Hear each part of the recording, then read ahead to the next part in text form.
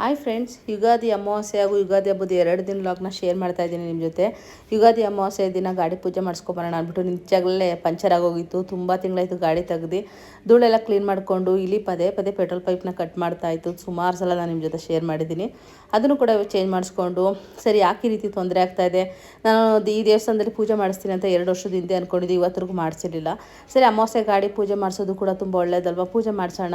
ಇದಕ್ಕೆ ಮೇಲಾದರೂ ಇಲ್ಲಿ ಸ್ವಲ್ಪ ವೈರ್ ಕಟ್ಟೋದನ್ನು ಕಮ್ಮಿ ಮಾಡುತ್ತೆ, ಆಮೇಲೆ ಕೋಪ ಕಮ್ಮಿ ಆಗುತ್ತೆ ಅಂದ್ಬಿಟ್ಟು ಗಾಡಿಗೂ ಪೂಜೆ ಮಾಡಿಸ್ಕೊಂಡು ಅಮಾವಾಸ್ಯೆ ದಿನ ಬಂದ್ವಿ. ಇದ್ರ ನೆಕ್ಸ್ಟ್ ಡೇ ಯುಗಾದಿ ಹಬ್ಬ. ನಮ್ಮೆಲ್ಲರಿಗೂ ಹೊಸ ವರ್ಷ, ಒಂಥರ ಸಡಗರ ಸಂಭ್ರಮ. ಬಾಗಿಲಿಗೆ ತೋರಣ ಕಟ್ಟೋದು, ಒಬ್ಬಟ್ಟು ಮಾಡೋದು, ಇದೊಂಥರ ಖುಷಿ.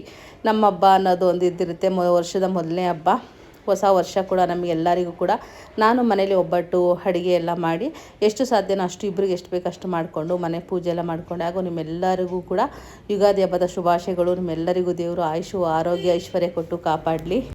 ನಾವು ಪೂಜೆ ಎಲ್ಲ ಮುಗಿಸ್ಕೊಂಡು ಒಟ್ಟಿಗೆ ಅಡುಗೆ ಮಾಡಿಬಿಟ್ಟಿದೆ. ಟಿಫನ್ ಅಂತ ಏನು ಮಾಡಿರಲಿಲ್ಲ. ಸ್ಪೆಷಲಾಗಿ ಒಬ್ಬಟ್ಟು, ಮಾವಿನಕಾಯಿ ಚಿತ್ರಾನ್ನ, ಕಾಳು ಗೊಜ್ಜು, ಕೋಸಂಬರಿ ಪಲ್ಯ.